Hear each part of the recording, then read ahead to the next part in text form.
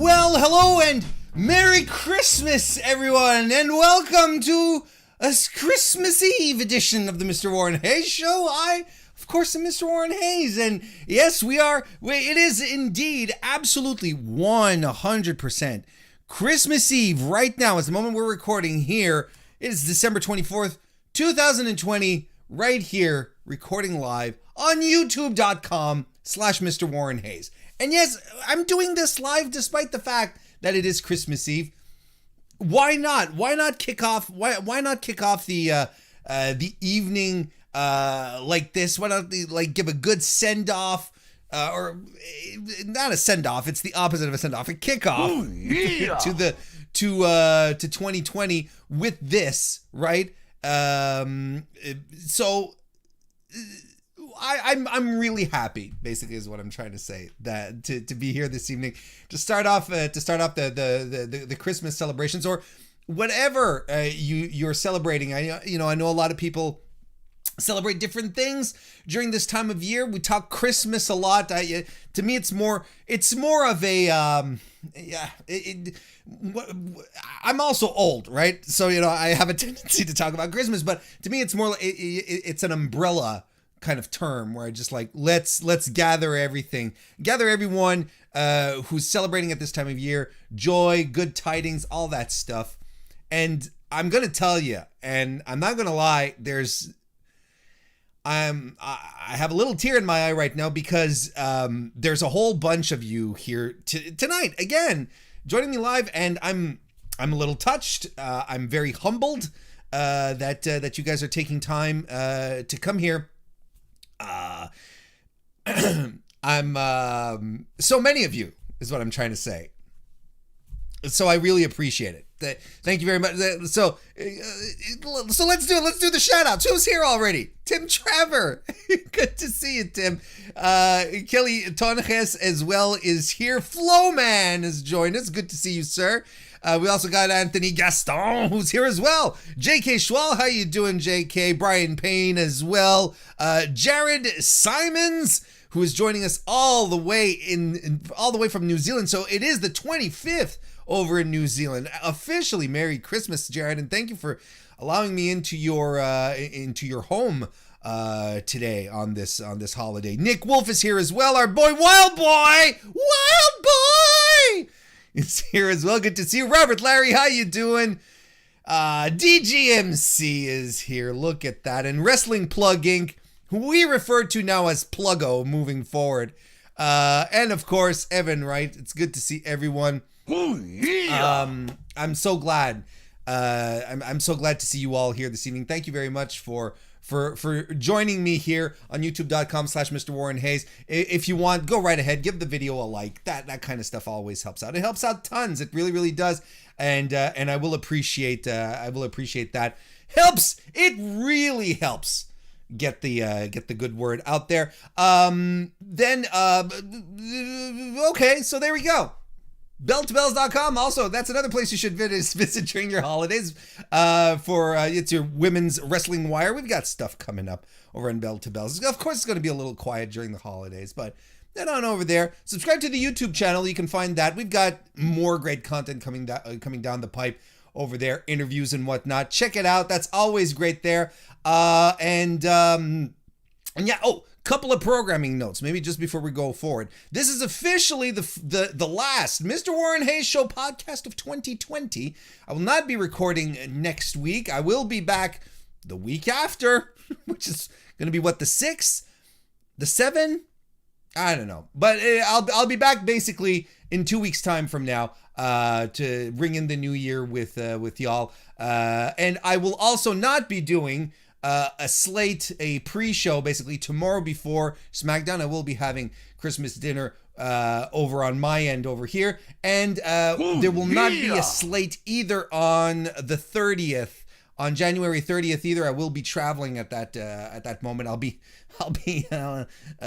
completely inaccessible. So thank you for making a note of that. But then we'll resume our regular schedule moving forward afterwards, once all these Christmas disruptions are done.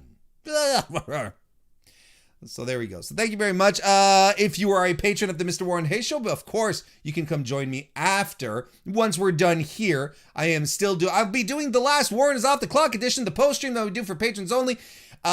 We take calls from patrons. We take chats from patrons. We talk about wrestling-related stuff, of course. And tonight we are going to be polling the patrons and asking them what's one good thing you liked out of this year and what's a bad thing that you liked out of this year. Of course, wrestling related, because there's a lot of stuff otherwise that you could put.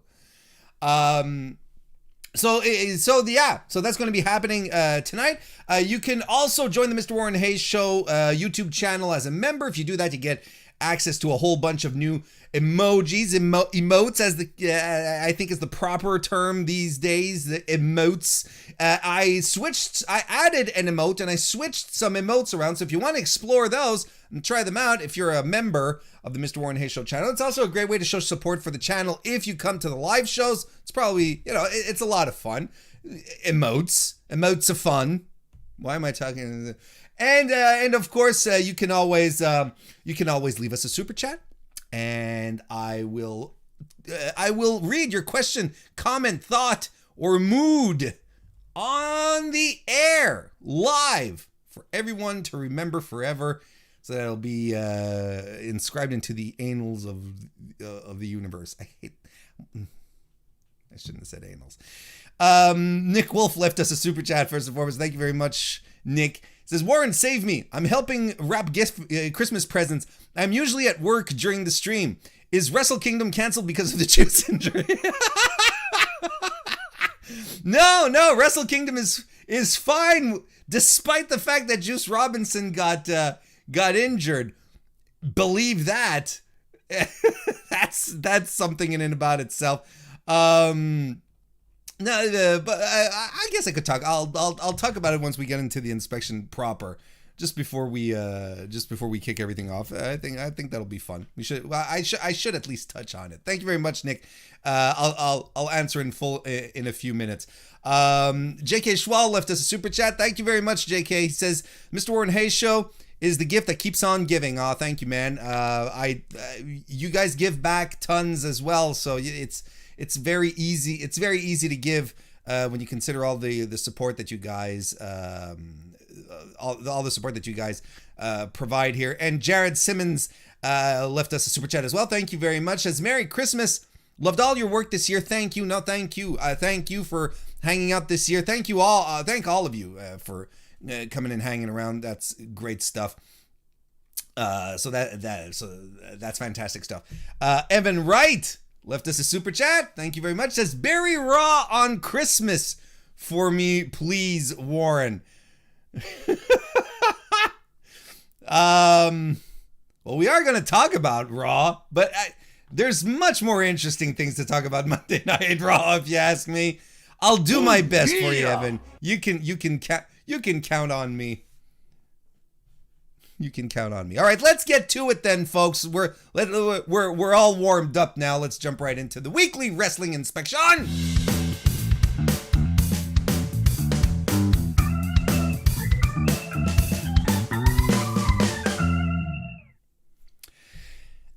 Let's just so as I was saying, now that we officially started the inspection, now we can talk about this kind of stuff a little more. Going back to Nick Wolf's super chat. Talking about Juice Robinson being injured, being taken out of night 1 of Wrestle Kingdom, where Juice was going to fight Kenta for a shot of winning the IWGP United States Heavyweight Championship briefcase to challenge for the U.S. title, which is currently held by one Jon Moxley. Just got injured on the road to the Tokyo Dome on one of the shows. I think he has an orbital bone. God damn, that has to hurt, though. Having an and then your job after, just consider this for a second. Oh, hey, by the way, hello there, Aaron Entertainment. Good to see you. And hello, Sengir Vampire Tom. It's good to see you, man. Good. Welcome back to the chat. And of course, Carlos is here. Hello. Now, just think about this for a second, folks. An orbital bone, like this is the shit that goes around your eye. And then your job, is to occasionally get fake punched in the face, even though it's a fake, but your job is to get punched in the face afterwards. Jesus, that's gotta hurt. And that's gotta be just an awful injury moving forward. I mean, not that there's not that there's good injuries, but you know what I mean. It's gotta be about, anyway, so Juice is out. So the big speculation was, who's it going to be? Who's going to replace Juice? And I don't know why that they always go back to Juice Robinson in these and New Japan US title situations. I don't know why. Yeah, I really think Juice needs to be as far away from that title as possible. That's just me. Not because he sucks. I think it's because for him to evolve and change and move forward, kind of thing. But as DGMC said in his super chat, thank you very much, says Juice doesn't do a Springsteen entrance at Wrestle Kingdom this year. No, unfortunately, that is not going to happen. But let's circle around here. Let's bring this all back. And basically, Kojima, who is has officially challenged Kenta. I think it's as of today, or was it the December 23rd show, excuse me, because I watched it today. I caught up today while I was making eggnog. I made eggnog. I have eggnog in my fridge, chilling. It'll be ready for tomorrow. Non-alcoholic eggnog, but if you really want to add a little shot of bourbon in it, go right ahead. But technically, it's nice. It's gonna be good regardless. Anyway, so basically, I have so basically Kojima has challenged Kenta to the briefcase on night one, right? Now, so I think this is pretty cool because Satoshi Kojima, I've seen, I saw a lot of people who are like, why are they putting this guy here? And there's a case to be made where it's like, where are Tommy Ishii's? Where are shows? Where, and I mean, every Wrestle Kingdom comes around and it's the same question we always have. It's like, what about Tommy Ishii? What about Tomohiro Ishii every year? But I think you get that in show into the pocket this year. He's been absolutely fantastic he had an absolutely fantastic 2020. Ishii, again, he's been an MVP throughout the entire year, throughout the New Japan Cup, throughout the G1. It's impossible for that guy to have a bad match. But as far as Kojima goes, Satoshi Kojima he's an all-star in Japan. He's a big-time name. Here it might not resonate as much, especially if you're a newer fan. But Kojima is a two-time IWGP heavyweight champion. He's part of a legendary tag team, Tenkozi as well. As much as you can get a legendary tag team in New Japan Pro Wrestling, it's as close as you can get. He's a big-time player. Went to All Japan for years, came back to New Japan, and I feel never really got the big homecoming he needed. For a while he was up there and he was doing stuff with Hiroshi Tanahashi as well. So Kojima getting a Wrestle Kingdom moment. I think it was for the first time in 7 years that he's been booked on Wrestle Kingdom. I think I read that. I could be wrong though. It's been a while. I think this is great. I think it's fantastic. Now this question here leads us into something else, however. Okay? Now this is where it starts getting, this is where it might get a little interesting. If they're defending the briefcase on night one, when are they putting the title on the line? Right? We're still at the same situation we were. Jon Moxley has not been announced for the show yet. And we had a little discussion about this on the Discord. By the way, you should join the MrWarrenHayes Discord.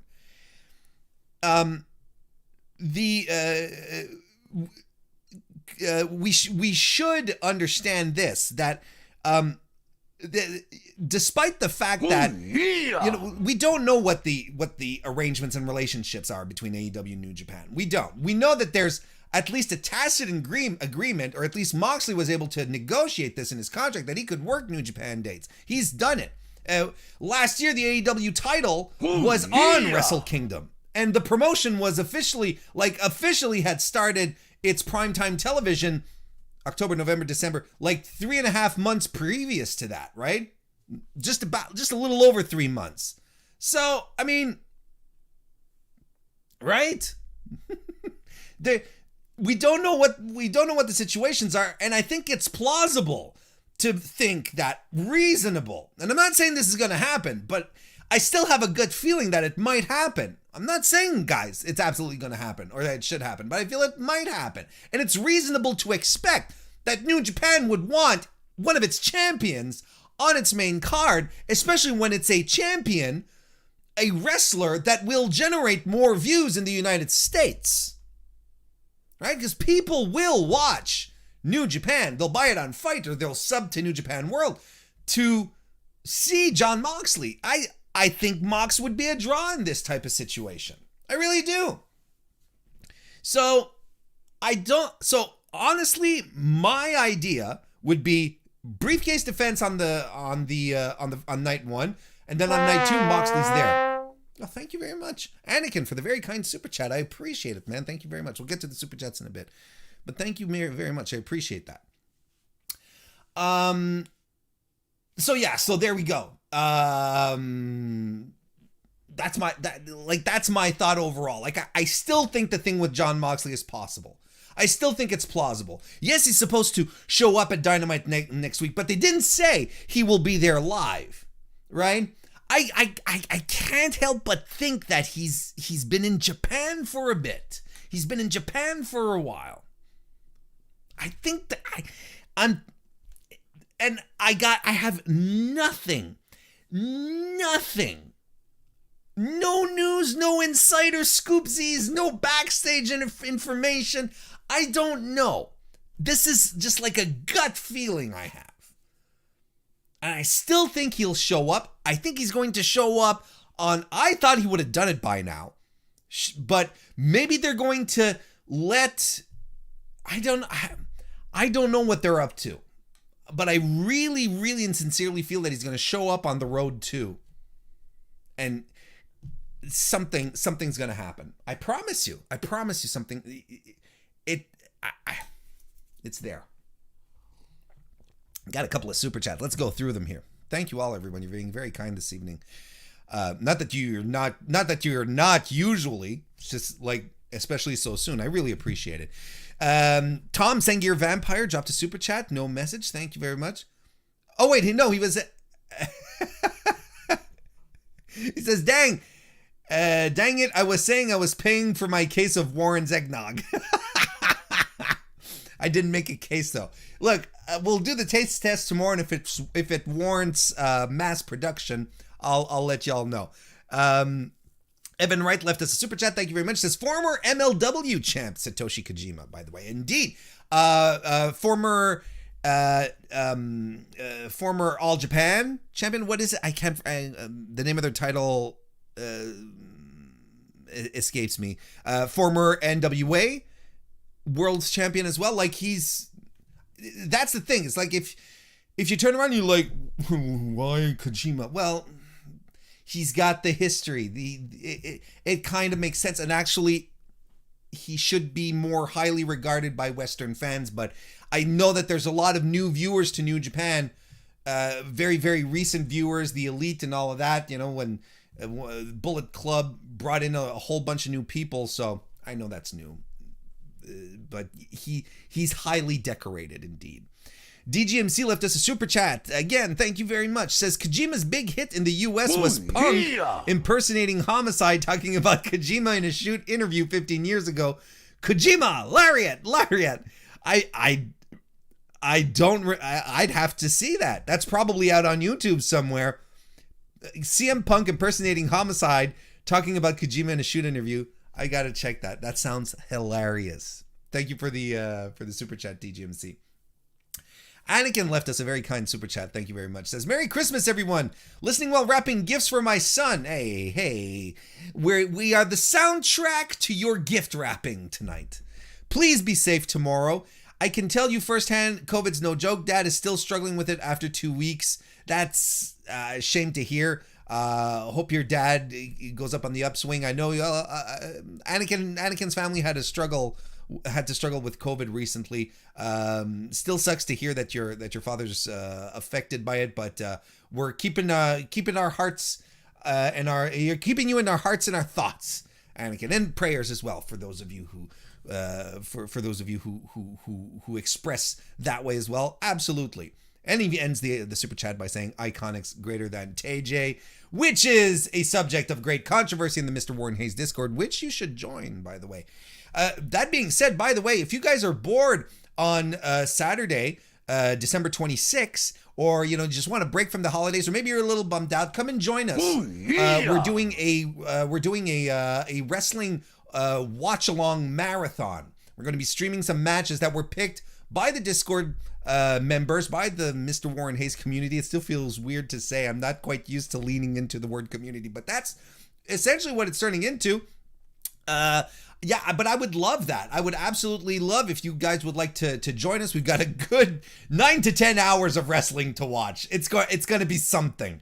We're going to be around for a while. We'll have trivia, wrestling trivia, probably some, hey, maybe if we're lucky, we'll get some Among Us games in there. If you're around this Saturday, you want to break from the holidays, you want to pop in for a while, we'll be there, the MrWarrenHayes Discord. Now's the time to join, more than ever.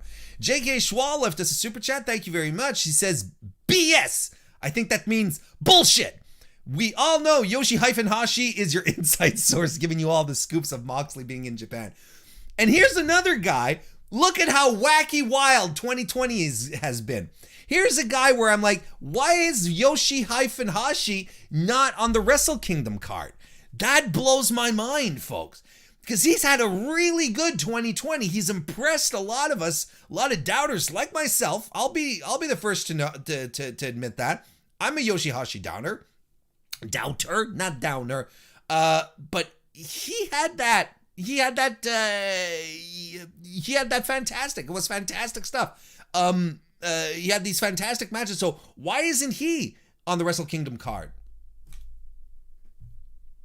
Show and Tomohiro. Anyway, Evan Wright left us a super chat again. Thank you very much. Very much, Evan. He says, what would you do if Omega showed up on the big screen in the Dome after Ibushi wins the titles on night 2 to congratulate him and challenge him? I am absolutely expecting that to happen. Because I think Kota Ibushi leaves Wrestle Kingdom with the straps. I think he beats Naito on night 1 and he beats Jay White on night 2. And then I fully expect Kenny Omega to show up in one form or another and have that happen. And what would I do? Pop. But I mean, like, huge. That would be such a big deal. And it's actually the most logical step moving forward in the Kenny Omega, Don Callis taking over the world angle, right? It's wild.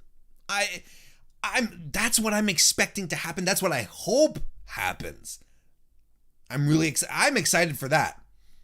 But even if it's Jay White who ends up winning, as long as Kenny shows up at the end, Kenny Omega and Jay White in his current form right now versus Omega, if this was a glass of water, I'd spill it all over myself. But it's cola. I'm not glad. Not really.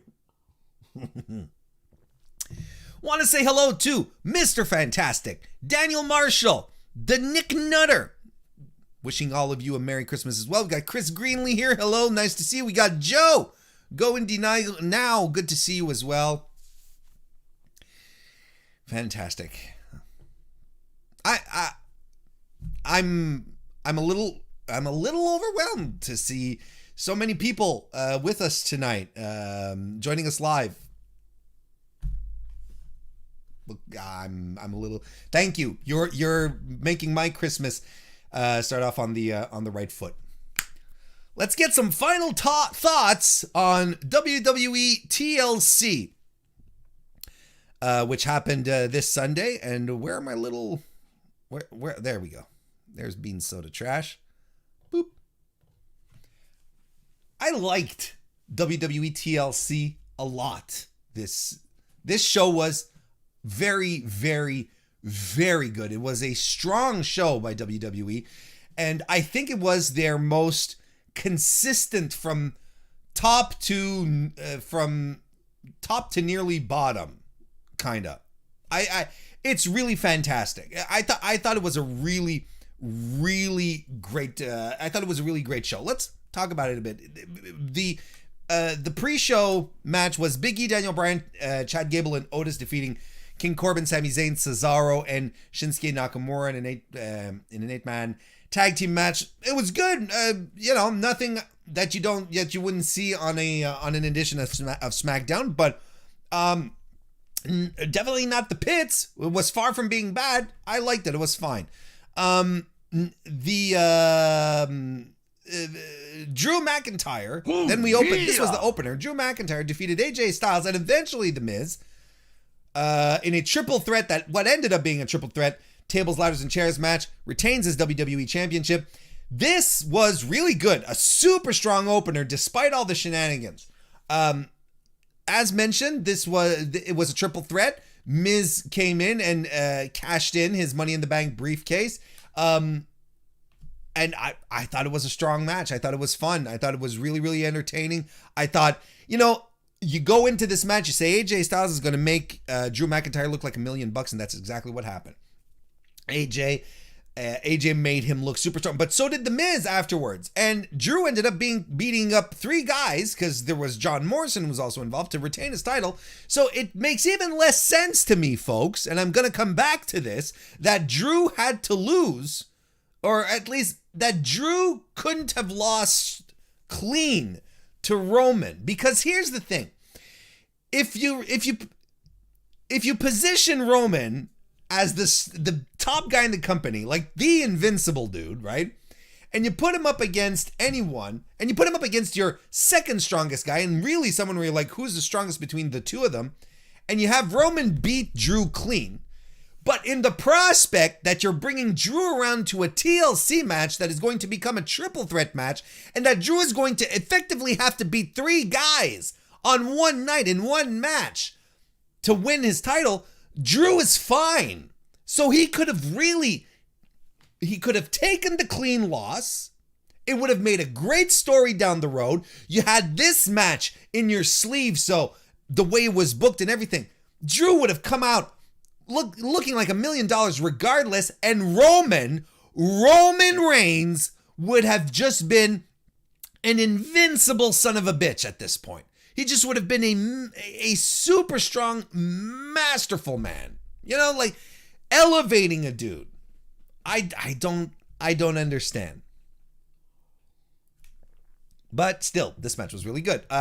Sasha Banks defeated Carmella by submission, yes, with the bank statement, to retain the WWE SmackDown Women's Championship. The final third of this match absolutely ruled. A little cool at first, and then like midway, you felt like it was starting to pick up. A couple of moves were a little rough, but Jesus Christ, that final third was great, and Carmella turned it up. And it's good because I was at a point, there were 2 points towards the final third. It was like, no, it's just starting to get good. Don't end it here. And they were like, nah, we're not ending it here. And I'm like, yes. It was really good. I thought it was strong. Carmella worked really well with Sasha. This was a lot of fun. It was a fun match to watch. There you go. The Hurt Business, Cedric Alexander and Shelton Benjamin are your new Raw Tag Team Champions. Good idea. Great idea to switch the titles up. This was good. As good as you expect from these guys. The New Day are fantastic. Cedric Alexander and Shelton are great. Cedric Alexander has life that has been breathed into him, and he is great. Plus, there's Big Swole, who memes on all the sexual things she's going to do to him on Twitter when he wins matches. So all of this just makes me want Cedric Alexander to win more and more. It's good stuff. Asuka And Charlotte Flair defeated Nia Jax and Shayna Baszler to become the new WWE Women's Tag Team Champions. So this is really cool. I know I'm not the first who's going to say it. It's an old meme at this point. But the Lana Nia Jax feud finally ends with Charlotte and Asuka winning the tag team titles. This is how you see how and they listen. They didn't even bring Lana in, like hobbling on a crutch, over to the ring to sort of crack it across Nia Jax's back. There was nothing from Lana. This story is completely dumped. It's retconned, dunzo. It's stupid. I absolutely loathe this. And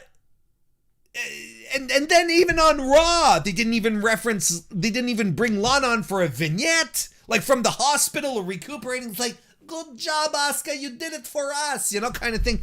Nothing. So that pisses me off. Because why did any of us get invested in this story? Why did any of us get invested in this story up until this point? Are we better? And then Charlotte Flair turned out to be the surprise, which was fine. Don't get me wrong. I am absolutely okay with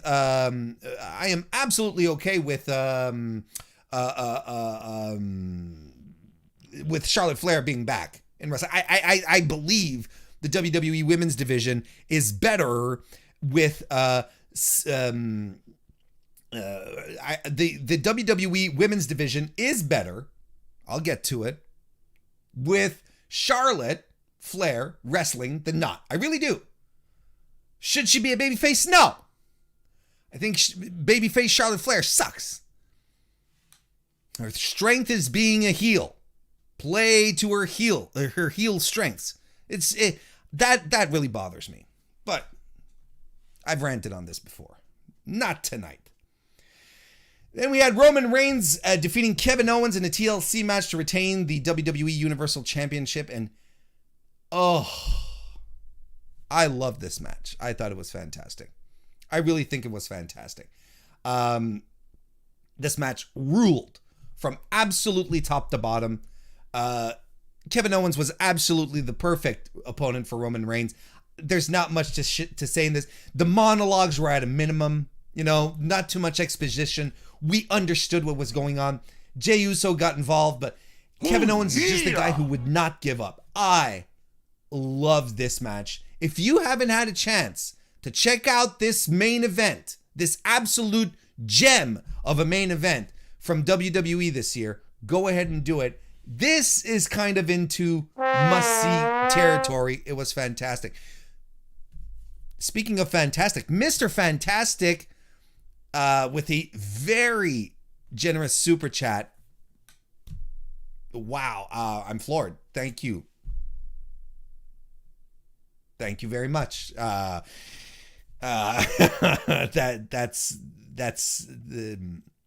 I really appreciate. He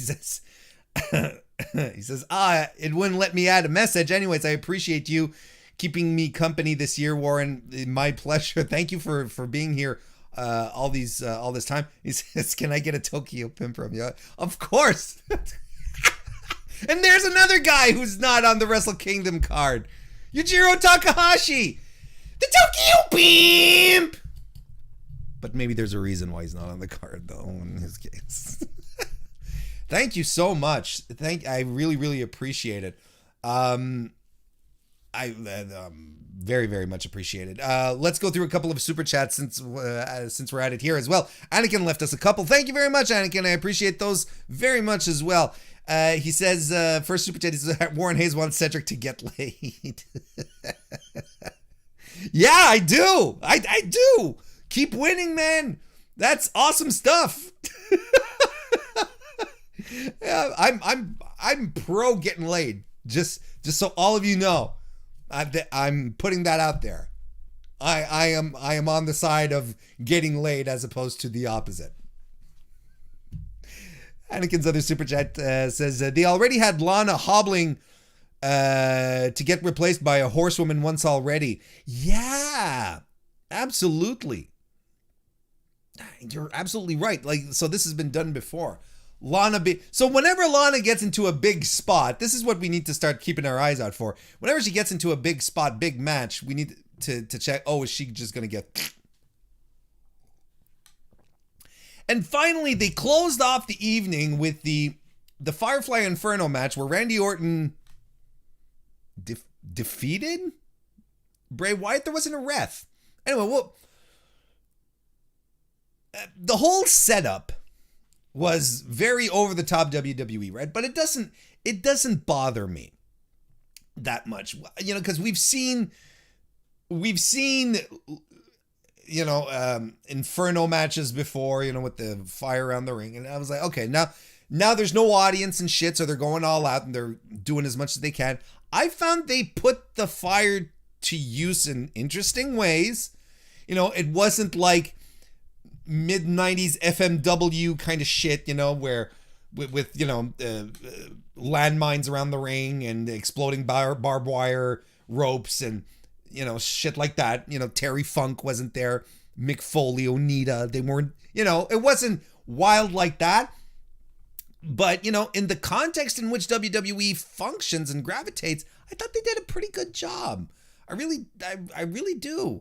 I didn't miss your super chat, Anakin. I'm coming to it. There's a method to the madness. I didn't think it was that big. I know a lot of people absolutely hated it. I know a lot of people don't understand the ending, and I don't either. And I love after how WWE sort of dances around the idea of calling it death.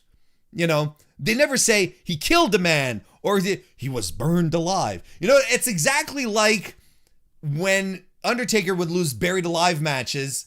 And it was like, well, Undertaker was buried alive, but they'll never say, you know, Undertaker visibly was murdered. You know, they never say that. They just, they skirt around it. And the mental gymnastics that go into avoiding saying a word, but saying the stuff that happened without saying outright, he burned him alive. Well, they did say burned him alive.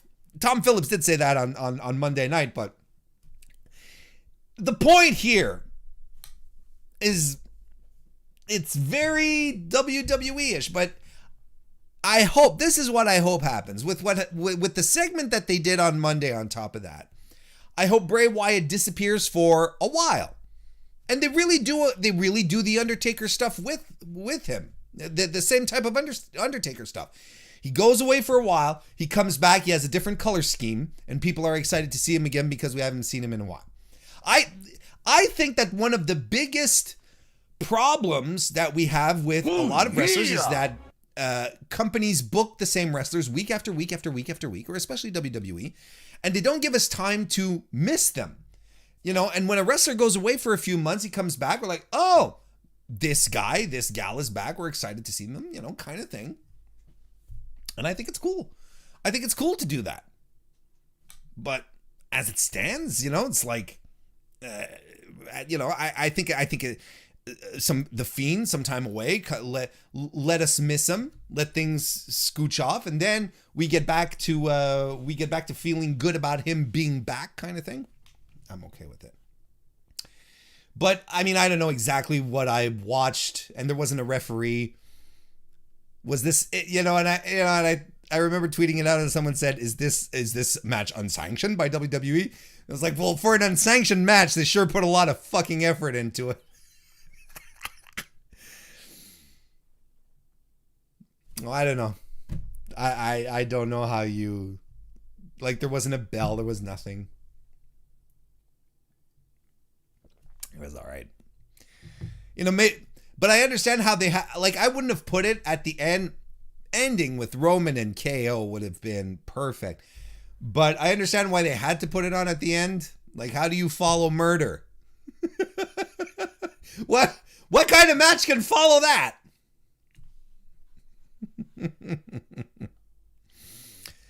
DGMC left us a super chat. Thank you very much. DGMC says Bray will return smoking with Wild Thing blaring. he'll pull out his corpse, the old corpse, the old skin, and he'll put it in the ring, and then he'll kneel on it, and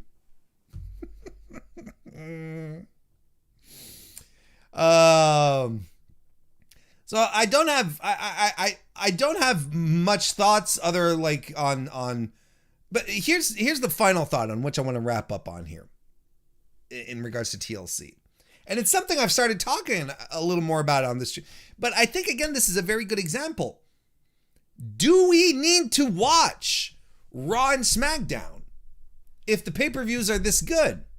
Because again, I think in a vacuum, you look at this, like I keep saying, in 15, 20 years from now, when we start retro-reviewing this era of wrestling, we're going to pull out TLC, just whoop, TLC 2020. Yeah, seems to me it was a good show. We're going to watch it. We're going to sit down. We're going to be like, you know what? This was a damn fine show, aside from the maybe from the Orton Bray stuff, which was a little weird and ultimately, this is what's most infuriating about the WWE product, is that you let the wrestlers wrestle, you let them do their thing, and you get good evenings of pro wrestling that you just watch and you enjoy, as opposed to watching Monday Night Raw, where I think someone gave me a statistic earlier this week on Twitter saying that Raw this week had 55 minutes of wrestling on a 3-hour show. That makes no sense to me. And that's not why I watch wrestling. So that's the thing. And I think this is going to turn into one of my broken records moving forward, where we should really question what's the point of watching Raw and SmackDown on a weekly basis if we turn around and we get pay-per-views with really great action in it. And regardless of the storyline, regardless of the build, because the builds are shit most of the time, or not very good, or could use a little more time. Like, I don't think there's one match. Let me just make sure before I say something absolutely preposterous here. No, there's maybe Drew versus AJ, excuse me. But there's not a match on this card that was reliant on the build, where the build made the match more interesting, better. I think you can make a compelling argument for Drew versus AJ Styles. I'm 50-50 on this, but the build for Carmella and Sasha was shit. The Hurt Business and the New Day, we had them fight in iterations for 5 weeks, week after week. So the build didn't help. Asuka, Flair, Shayna, Nia, the build had nothing to do with the end result. Roman Reigns and Kevin Owens, despite the fact that it was one of the most interesting things to watch on SmackDown, you didn't need the whole build up to this. Randy Orton and The Fiend, that's, to me, it's a whole other story. It's something else. I'm really wondering if you need WWE all that much weekly programming, if to get interested on the to keep everything interesting on the pay-per-views. I would argue you don't. Anakin left us a super chat a little earlier on. Thank you very much, Anakin. He says, please rant for 3 minutes on Bayley beating Bianca Friday. 3 minutes, huh?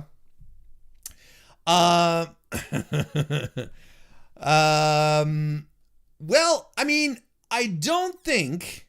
Oh, by the way, Kristen Ashley is in the chat. First lady of the Mr. Warren Hayes show. Hello, darling. Good to see you. And Ben is here as well. Good to see you, Ben.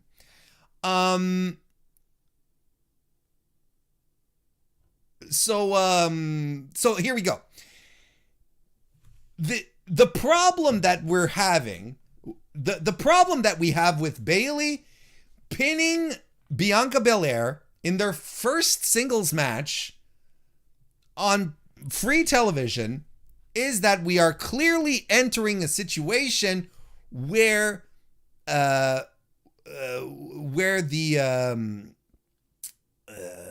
we're entering a situation where these women are going to 50-50 each other for a long, long time. And the problem The problem or the situation here that we've been saying for weeks is WWE can't build stars. It doesn't want to build stars. It's incapable. It doesn't feel like it. Bayley should absolutely be in a position to be like, hey, you know what? Let's get Bianca over. Let's work and make Bianca sort of a hill that she has to climb. Sure, okay. Bianca, Bayley, number one on the PWI's Women's Top 100 list. She had a fantastic year, longest reigning SmackDown. She lost the title. She could be in mental disarray. You know why she's in mental disarray? She still has the captain armband from Survivor Series. She's still hanging on to it. She's still referring to herself as the captain. So you know something's not quite right. She could start slipping, or she could encounter a wrestler who just has her number. Bianca could be just like, dude, I can beat you anytime, anywhere, and it's true. And Bayley sort of has to do whatever she can to try and beat her, or maybe learn down the road how to beat her. But that takes sports-centric storytelling, which is something that WWE doesn't like to do. Because they like to say that wins and losses don't matter, but ultimately they do. Because if they didn't, they would see that Bianca Belair is a force to be reckoned with. She is exactly the type of wrestler that they need to sort of push forward into a more modern era to try and get a new type of viewership. But no, they're still gonna waffle her and have Bayley lose when Bayley could definitely take the hit. Christ, Bayley's been taking the hit since she's been called up on Raw, on main roster. That's all she's been doing is a series of hits until she started doing her heel turn. So she's fine as a heel. She'll be absolutely okay.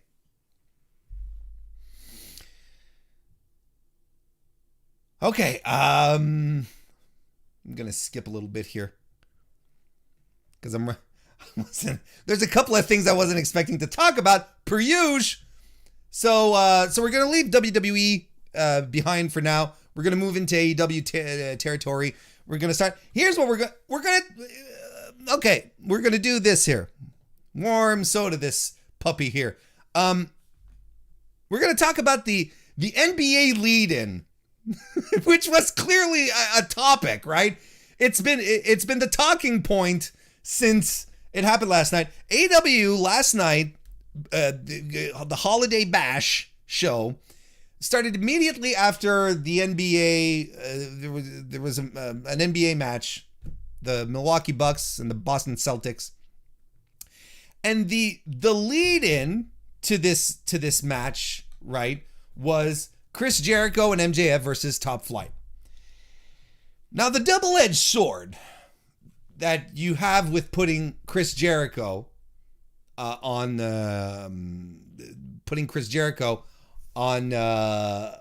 first, straight off the bat, is this. On one hand, you have people who know who he is, who he was, and this was clearly demonstrated. Look, of course, this I'm talking about this because of the viral reaction that this whole situation generated. That this whole situation generated on Twitter, where NBA Twitter started making fun of Chris Jericho, how old he looked, calling him fat, so on and so forth. So this is what I want to talk about. But clearly, the first thing is that you want to put Chris Jericho on TV because people know who he is, right? And I think we got the proof of that last night. People are there. So the thinking for AEW is here. Hey, remember, maybe you used to watch wrestling not that long ago. Remember when this guy was on TV? And they're like, oh yeah, that guy. But Jericho's, and I like to call it the demo bod between you and I. It was very much the talk of the town. As I said, people were fat shaming and whatnot. Now, NBA Twitter's got jokes. That's fine. Hell, they'll drag LeBron. That's not a problem, Now, the big question here that we have to sort of talk about is, was the situation here made out to be bigger than really what it is? Yes and no.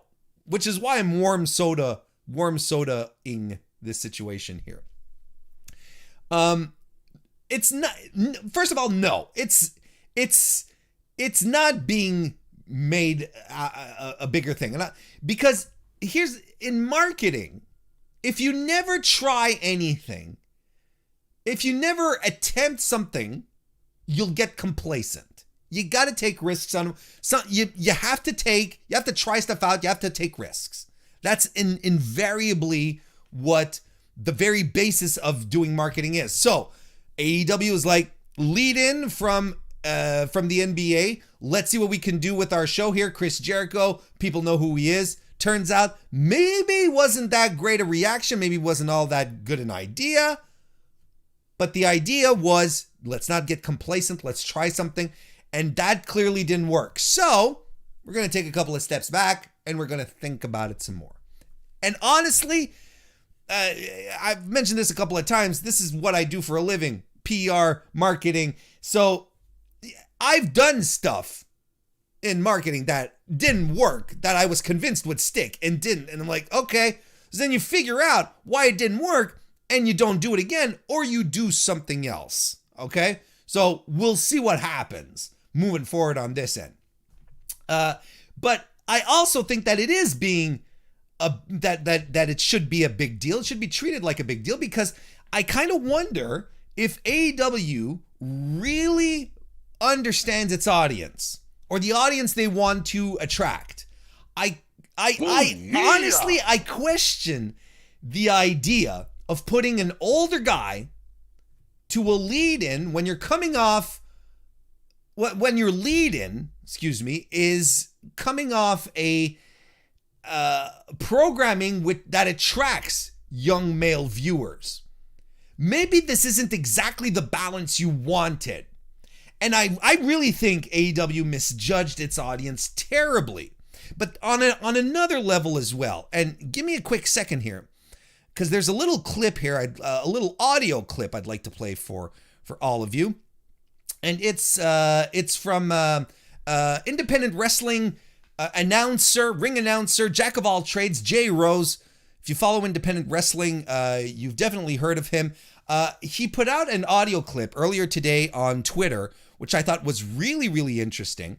I reached out to him because I reached out to him and I was like, hey, do you mind if I play it on my show tonight? He said, no, man, go ahead. Absolutely.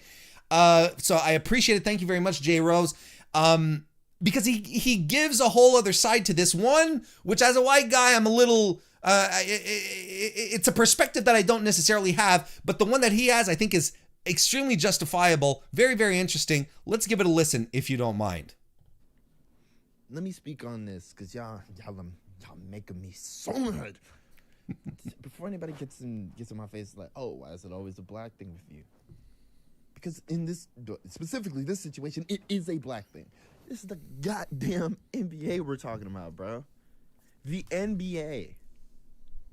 Black people watch the NBA. Everybody watches the NBA, but black people specifically watch the NBA. That's what we do, okay? To send out somebody who was popular when they were young, but is currently nowhere near the shape or magic that he once was, and to retain viewership from the National Basketball Association was a mistake. Because black people would have got enough jokes anyways. If it was, no matter who it was, we would have got enough jokes. If it was Santana and Ortiz, they would have talked about how they look like they dress at Jimmy Jazz. If it was Powerhouse Hobbs, they would have made jokes about how he's stronger than hot Cheeto breath. Like, it doesn't matter, but those people would have retained viewers. Earlier in the year, one of the biggest a wrestling tweet that blew up that was not in the wrestling bubble was a video of Orange Cassidy doing a dive in his hands in his pockets. My friends who do not watch wrestling, who despise wrestling, were showing me this like, damn, this guy is cool. But nobody knows that because there's nobody researching what the demographic outside of people who are already wrestling fans want.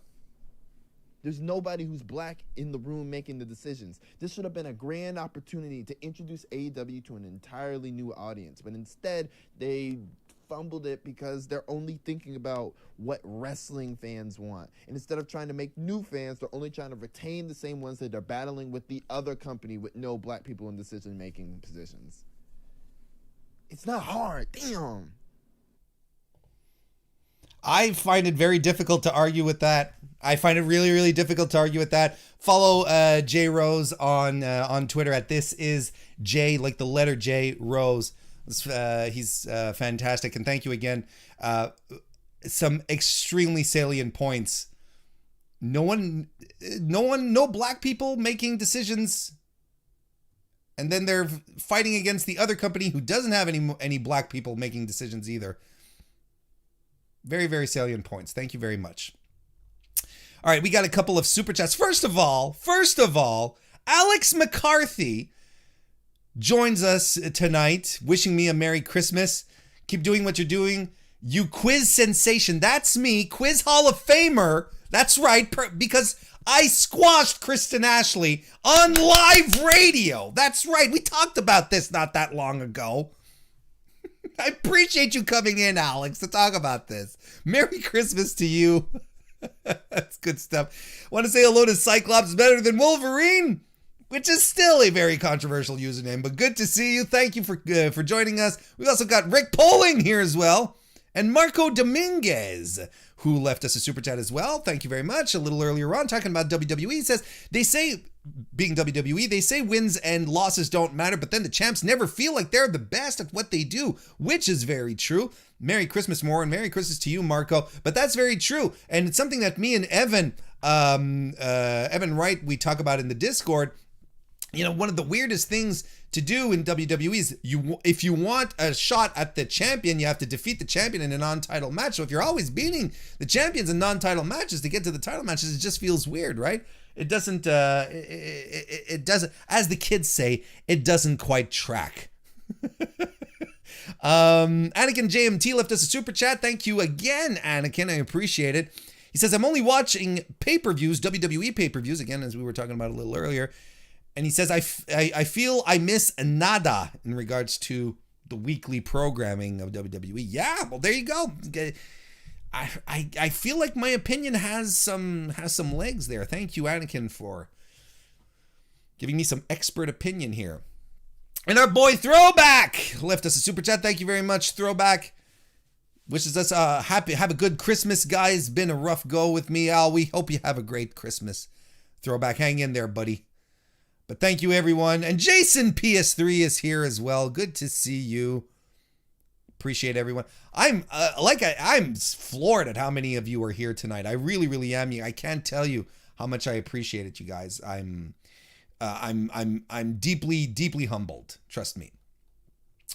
But you know, since we're talking about last night's AEW,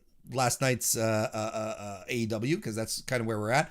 Just some overall thoughts. I thought the Young Bucks versus the Acclaimed was pretty good. Thought it was good. I thought the Young Bucks brought the Acclaimed to a really good match. The match that the Acclaimed had last week against SCU didn't feel like they were quite there yet. Far from being a bad tag team, but it kind of felt like there's a little more refining that was needed here. But look at that. You put them in the ring with the Young Bucks, and the Jacksons really took care of them.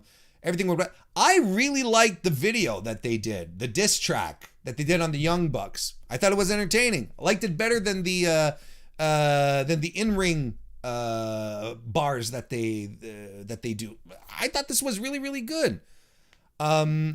So yeah, it's fantastic stuff. It was a really good match. I enjoyed myself. I enjoyed myself.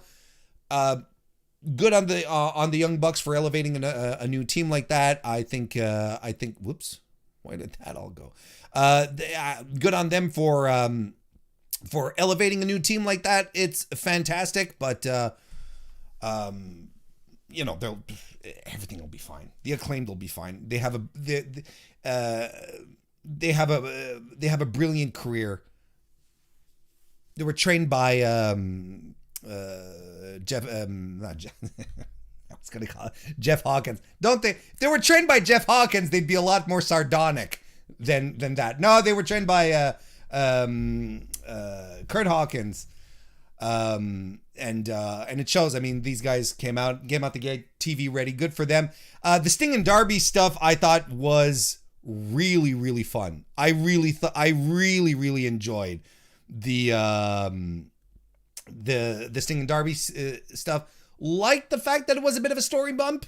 It's like, okay, now we're moving into territory here. Team Taz is coming in and they're challenging, and clearly Darby Allin now can teleport as well. He can appear in the ring too, sort of like his old, kind of like his dad Sting does. If there's anything that they're going to do with Sting, is it's going to put Darby Allin over. That being said, I think it's time that Darby has some TNT title matches on Dynamite. I think it's about time though that we get into that groove. Don't you guys think? Not again. The segment last night, I loved it. I thought it was great. I want to say hello to Burke Macklin, who was in the chat. Good to see you. And Kiwi Rob from all the way over in New Zealand, they're already on Christmas Day there. Thank you very much for popping in, Kiwi Rob, and Merry Christmas to you too. And our boy Ben left us a super chat. Thank you very much. It says 4 beers in plus Warren stream equals pleasant Christmas Eve. We're going to have to take your phone from you soon, Ben, just in case you start texting out weird shit like Brian Alvarez was doing last night. What the hell was that? Brian Alvarez drunk on Twitter is not something nope. Listen, that didn't do it for me. So I'm going to try and save you from being Alvarez'd, Ben. So yeah, but let's talk about a couple of things maybe in detail a little more. First of all, Cyclops is better than Wolverine. Thank you very much for the super chat. Says Cage has the charisma of a toaster. We're talking about Brian Cage, of course. Yeah. Yep.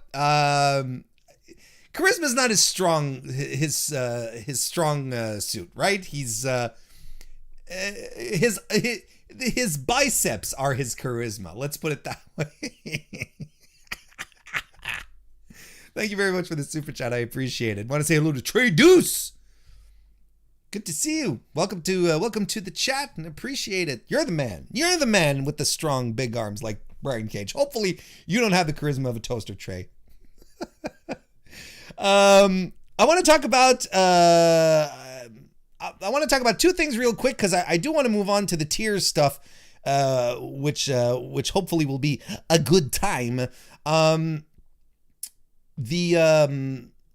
got Pac. Pac and the Butcher, which, I just got excited at the thought of it. And if you were watching the pre-stream last night, or the preview show, I should say, last night that I do on Wednesdays at 7:30, I got so hot I had to pour water over myself. I love it. And this match was exactly what I expected it to be. You know what? Pac was great for the Butcher, and the Butcher has gotten better, and he's gotten leaner. And I think I say this every time. Correct me if I'm wrong, but I think I say this every time. The Butcher's crossbody is the best thing, because he really just launches himself. There's no finesse to it. He's just like, I am going to hurl my body at you, sir, and it's going to be very unpleasant. I love it. It's one of the most fun things on AEW when he does that. I love it. I really do. The question that I'm going to throw in here is, because Lance Archer got involved again, and I wonder what the logic, not necessarily the storyline logic, but the logic of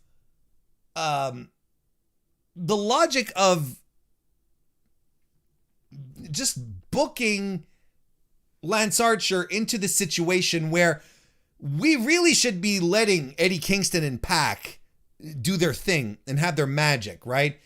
Right now, Lance Archer feels like a third wheel. He doesn't feel like it, he feels shoehorned into the situation. And I'm not like excited to see it. I'm like, every time he pops out during this feud, I'm like, oh, that's right, Lance Archer's involved in this. I'm not stoked about it. Because the thing that got me stoked about this was Eddie and Pac beating the shit out of each other. And Lance Archer just feels like one gear too many in this machine. And the machine is it works, but it's not as smooth as you'd expect it. I don't know. Yeah, I thought that was pretty cool. Otherwise, don't get me wrong. I like Sean Spears' stuff as well. I like I like that promo that he cut. Clearly, Tully Blanchard has fired him, or he left, or whatever. And because he's like, why am I here? He relates with Tony, who left the business for 15 years because it was burned out. And he tosses the black glove, which was his new gimmick, his new thing, right? Just tosses it away.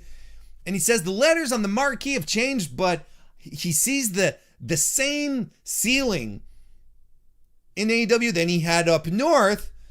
He says he's hearing the same type of verbiage that Tony Khan and his favorite EVP Cody put him in like a holding pattern, and he bails on the interview, telling Tony Schiavone, "You tell management I'll be back when I damn well want." And I'm like, oh, okay, this is interesting, because it's also a criticism that a lot of people have been having online, right? Sean Spears came into fanfare, cracked a chair across Cody's skull and all that stuff, and they're not doing anything with him. He even had Tully Blanchard on his underwear at some point. So what is the situation? I kind of like it, where he's like, I came from greener pastures, and the pastures are exactly the same. Tony did ask, maybe you're the problem. And he's like, fuck off, Tony. I'm not the problem. And it could clearly be him the problem at this point, right? I like that segment too. Just as a quick footnote before we move on, Mercedes Martinez is back on NXT. Mercedes Martinez is back on NXT, and boy, did she kick the shit out of Io Shirai. I am so happy. I can't even begin to tell you guys how thrilled I am that Mercedes Martinez is not in the Retribution angle, that she is back in NXT, in a place where I feel like she belongs. I'm pretty sure she feels the same way. Convinced that her skills will be showcased properly as opposed to up on main. She apparently had to sit down with creative and said, guys, this Retribution thing, it ain't working for me. Send me back to NXT. And apparently everything was done very, very nicely. No heat on her at all. Good. And I think that's a testament. Like, of course, we weren't there, but we could all recall a time not that long ago that if you stood up to creative or Vince and said, I don't want your idea, they'd be like, okay, we're going to fire you. And then where do you go? Right? You don't go anywhere else.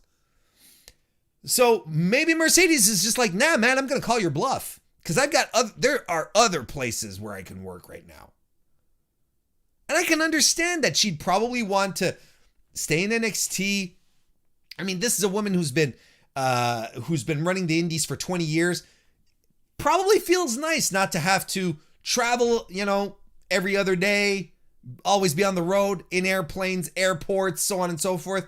Just sit in Florida, go into work, come out to work, go home. At some point, I feel like it's something you kind of covet once you've been in the business as long as she has. I can appreciate that. So maybe to her, it's more like, regardless, there are other places where I can go and work, right? I love Mercedes Martinez. I think she's one of the greatest women's wrestlers that North America has ever produced. I really sincerely believe that.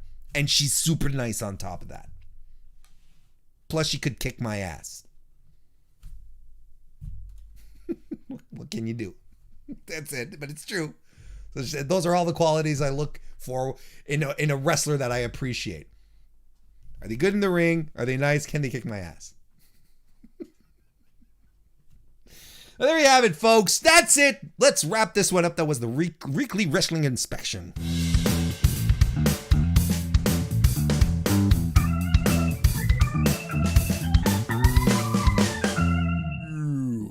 There we go. Thank you, Ben. Ben has been a musical creative force behind the Mr. Warren Hayes show this year, providing this jingle, providing the Owen Hart homage at the start of the stream. If you're here early enough to listen to the pre-roll, that's Ben who does that. We're looking forward to your first EP to drop, Ben. We're going to be all over it. Remember, folks, I am not going to be doing a pre-show tomorrow, Friday, for SmackDown. I will be back on Monday for a pre-show on Monday before Raw. And no Mr. Warren Hayes show next week. Keep that in mind. But December 26th in the Discord, come on over and join us for a wrestling watch-along. We've got about 10 hours of wrestling to watch together. It is fantastic. You know what else is fantastic? What we're going to do here this evening to close off the year, thought we'd do a little something fun, a little something different here.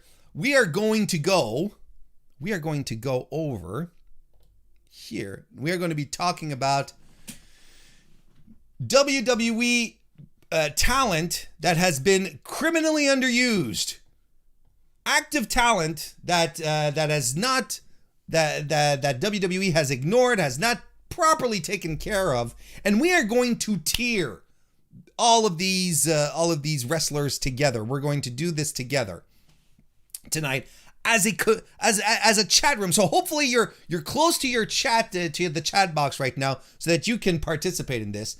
A couple of days ago on Twitter, I put out a tweet, and I asked people in general who are wrestlers that you feel are misused in WWE, that maybe they're just misused for the talent that they have, and the gimmicks that they've put into, or maybe they've been so misused that they're out of their prime, that we missed a certain wrestler in their prime, and I took a whole bunch of suggestions.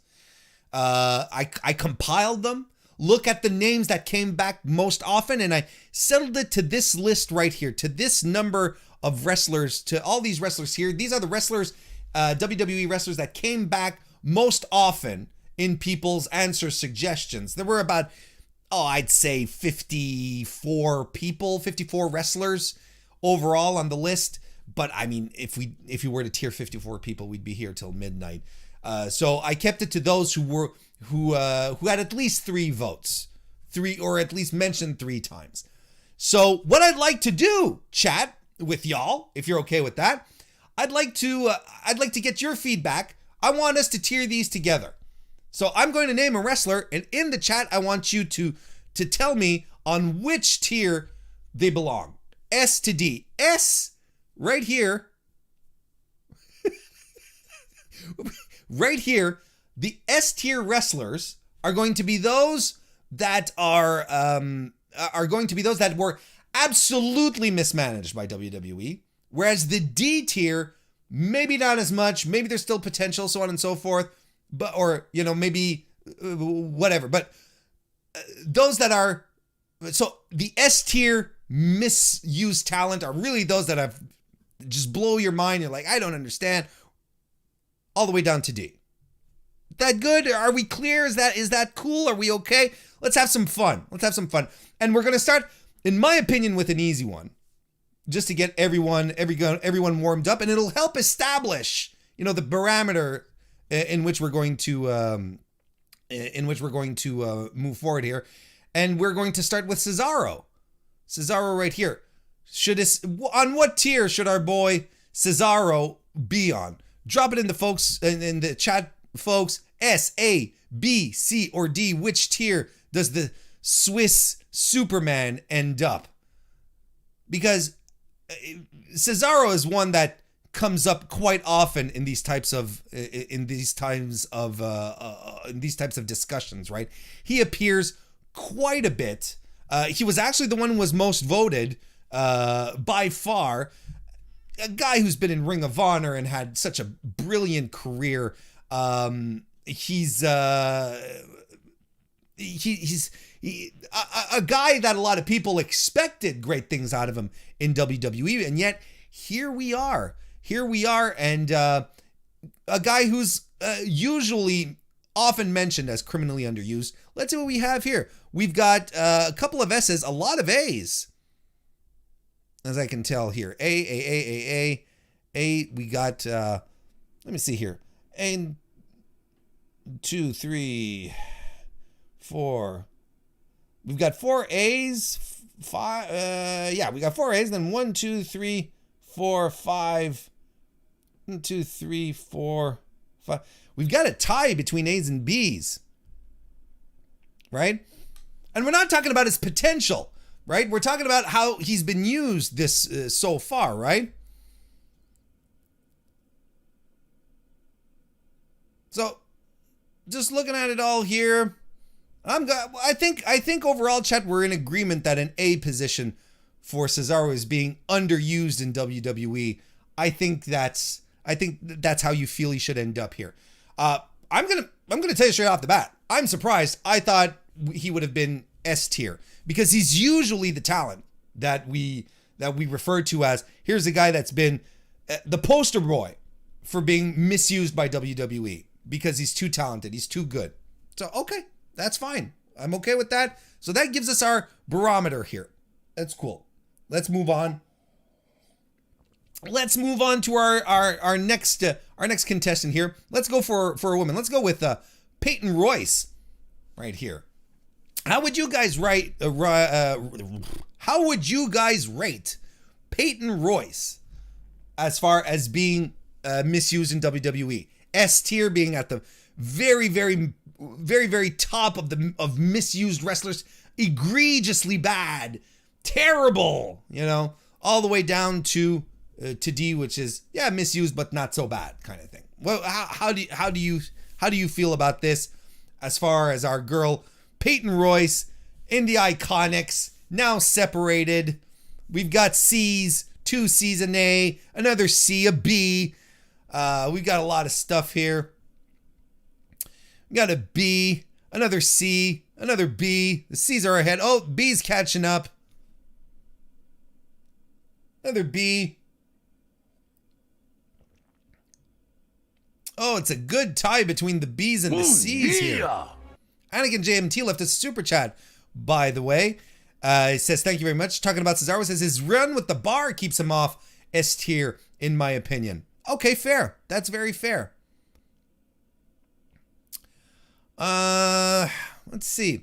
So we got 1, 2, 3, 4, 5, 6, 7. We've got 7 C's as what I can see here, as opposed to 1, 2, 3, 4, 5, 6 B's. So Peyton Royce, we're going to put her into the C tier of misused talent in WWE. And as mentioned in the chat here, I do think she has a lot to offer. Still, we're still scratching the surface.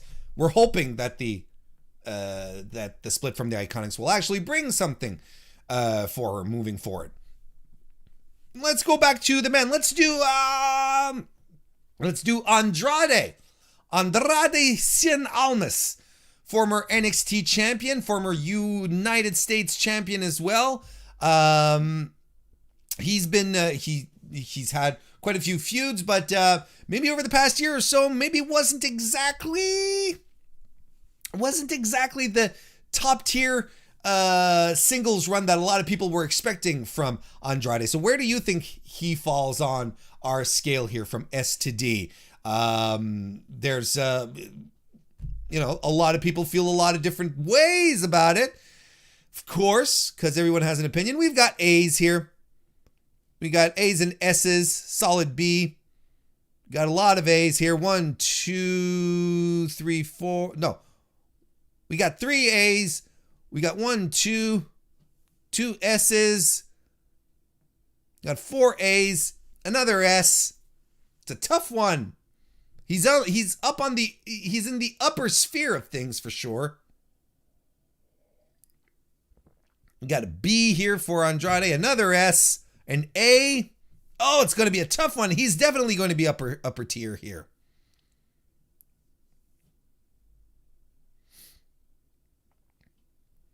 All right, I'm going to have to count this down here a bit. We got A's. We got 1, 2, 3, 4, 5, 6 A's. Whereas S's, we have 1, 2, 3, 4, 5 S's for Andrade. So again, our boy Andrade is on the A tier as far as misused talent in WWE. Joining Cesaro up there. Good company. That'd be a hell of a match. I'd watch that match. Main event me any show in the world with Cesaro versus Andrade. That'd be fantastic. All right. Ruby Riot.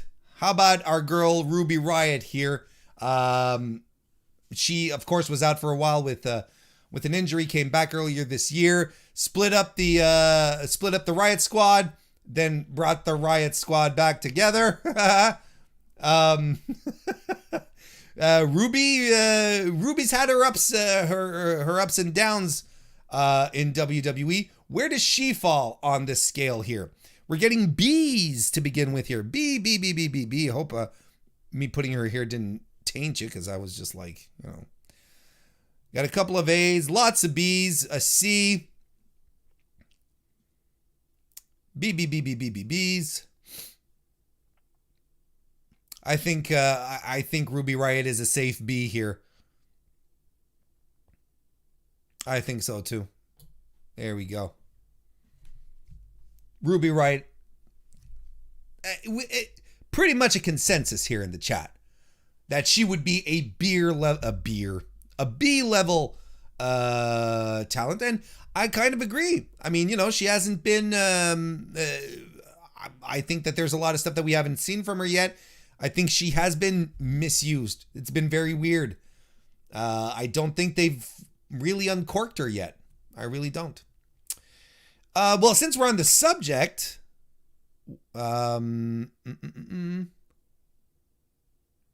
I just realized, where did Liv Morgan go? I had Liv Morgan in here somewhere. And she's not there. Well, I can't find for some reason it's disappeared, but trust me, Liv Morgan was there as well. There was a high level of support for Liv Morgan as being underused as well. Where do you think, folks, Liv falls on our scale here? S to D. She's definitely one. She's definitely one that people have been behind. They really wanted to see great things out of Liv Morgan, didn't they? Quite unfortunately, it hasn't been working out that way. But folks, where do you think Liv Morgan would end up here? S being absolutely misused. D level, not so bad. Got C, A, B, D, B, A. Little all over the place, but definitely not in the worst, not in the best. B, B, A, B, A. Lots of B's so far. I think the B's are on top of things here. 1, 2, 3, 4, 5, 6, 7, 8, 9. Yeah. Liv Morgan is definitely a on the B level. I'll try. What if I add her? Hang on a second here. I'll add her. I'll do some little production magic here. And I know I had her around here somewhere. Give me a quick second. And I'll add her in here.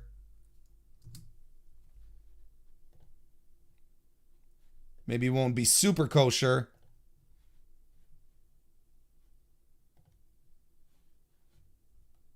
But it will still work.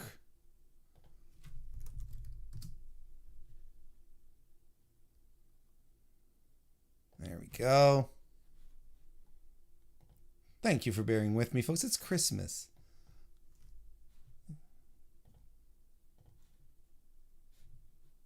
And then if I just come over here.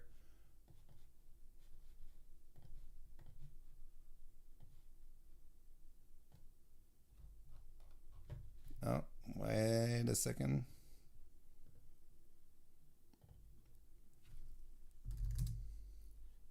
There we go. This is gonna work. There we go. There's our girl Liv. Right on the B tier. Hooray! Okay. Now that we got that settled, let's keep moving. Okay, let's go back to the men. Let's talk about Ricochet. Oh, here's another one. Here is another one that often comes up. I'll be the first to say it. How many times, if you've been watching, listening to the MrWarrenHayes show, you guys know, how many times have I said that it blows my mind that you would have a promotion in 2020. You have Ricochet signed to it, and you're not quite sure what to do with the guy. You don't know what to give him. You don't know what to feed the guy to make him a star for your promotion. This is the time to let us know, folks. What do you guys think? We got Azo. We got a whole bunch of S's here for Ricochet. Ricochet is S level misuse, says Marco. Another S. 2, 3, 4, 5, 6, 7, 8. Yeah, I think this is a runaway one here. We're putting them up on the God tier. S tier misuse for our boy Ricochet here. I see you, Carlos, voting often. I see you. So yeah, this is wild to me that Ricochet, right, that Ricochet is up there in the S tier of misuse when he really should be one of the bigger stars the company has. It's so wild to me. Very bizarre. Shinsuke Nakamura came to NXT in the main roster with huge fanfare. Oops, excuse me, didn't mean to drop him there. Huge fanfare, but since then, you know, that he's had some runs, but not exactly the Shinsuke Nakamura that we were expecting to see at this point. A whole other guy. He loves to surf, but is this our Shinsuke here? We've got A's and S's. We've got 2 A's, 1, 2, 3, 4, 5, 6 S's. We've got 4 A's. A 7th S. Another A. Another S. Oh boy. A, because he only seems legit happy, says Mr. Fantastic. He does seem happy with the surf.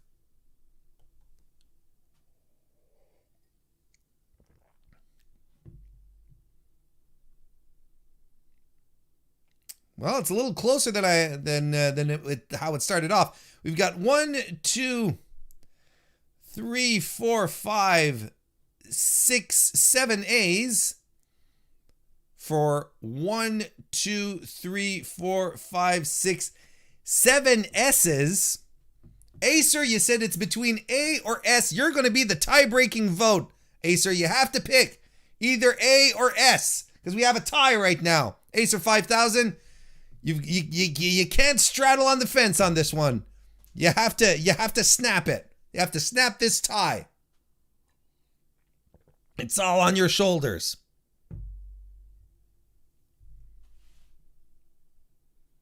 Where's he coming from? What's going to happen? Acer.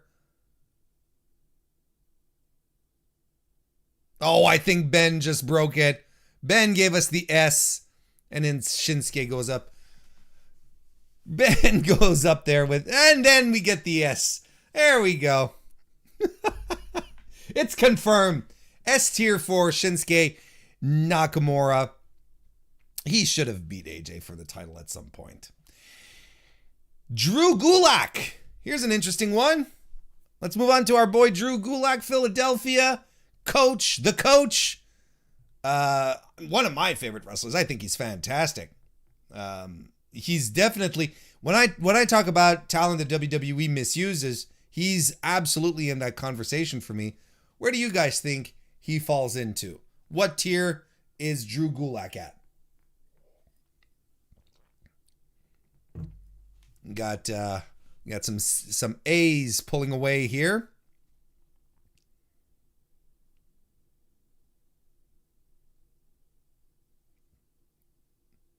A-level misuse on Gulak seems to be the trend right now. Oh, the B's are coming up here. Not the B's.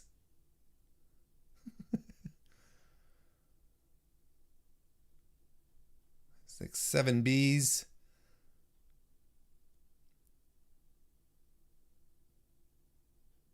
Two A's. 1, 2, 3, 4, 5, 6 A's. 6 A's to 7 B's. So I think we are going to take Drew Gulak and drop him into the B tier alongside Ruby Riot. And I think I agree. I think it's a good place for him. Next, let's go with Mia Yim. Mia Yim, who was recently called up for, well, you know, I try my best with my Nick Cage impressions. I mean, I think it's okay if I don't nail Nick Cage. Not gonna lie. Mia Yim, where does she fall? NXT. Now she's on Raw. Member of Retribution. What do we got? What do we got for Mia Yim, folks? A, S, B, C. We got all the letters of the alphabet. Lots of B's for her as well. 1, 2, 3, 4, 5, 6, 7. I think we're good with that. Boop. Into the B section with you, Mia Yim. Good to see you there. Apollo Crews, ladies and gentlemen. Now, Apollo he did have a U.S. title run this year, probably the biggest push of his career moving forward. So what are we doing with Apollo Crews here? Where are we going to place him on our list? Are we going all the way to the top, all the way to the bottom, somewhere in between? This one, I'm very curious to see what you guys think. Very, very curious.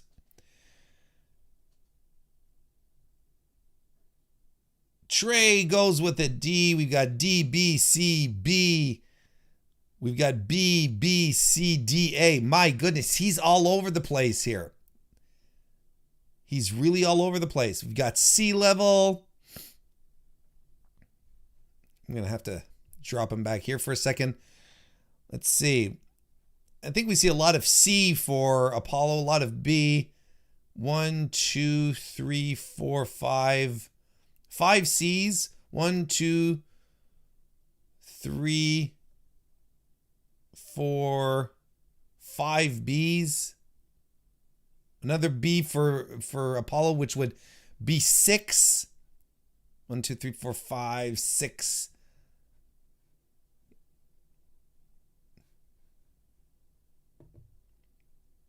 Oh, we're going to C now. We got a vote change. 1, 2, 3, 4, 5, 6. It's close.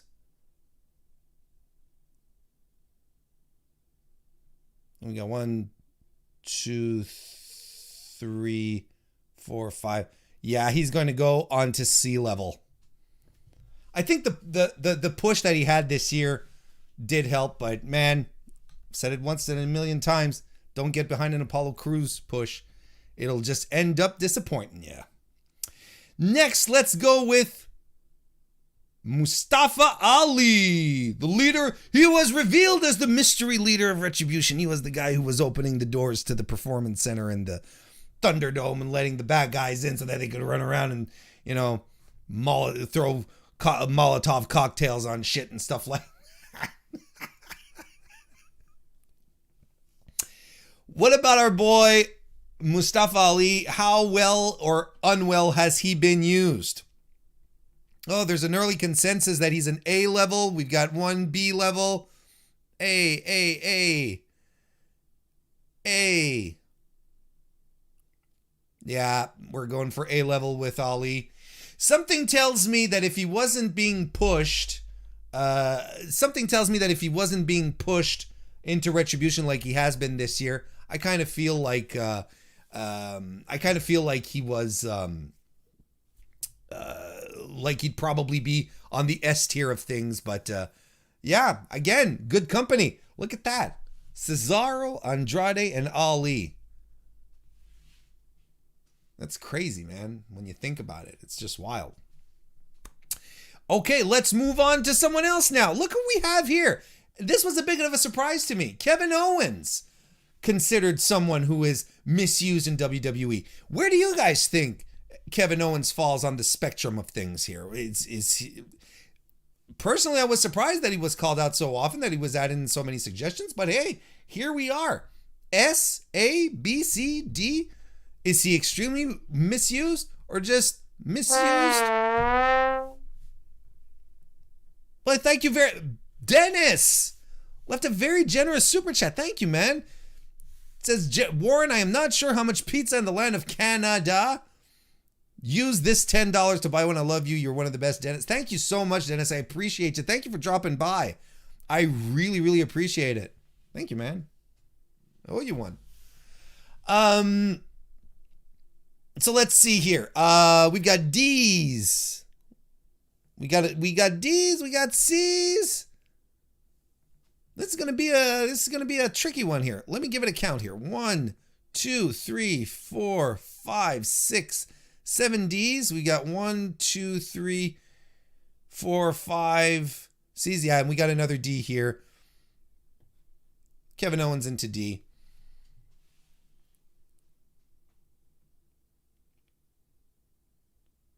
Now, I think the idea is that I think a lot of people feel that Kevin should be pushed more than what he is. He is in big feuds. He's in interesting matches. I mean, the thing with Roman right now. So I don't think he's criminally misused. But I think a lot of people feel like he could be better used because he's a great worker, a great promo. He has a great attitude. He's a hard worker, So D level for Kevin, I think it fits. I kind of agree with that, chat.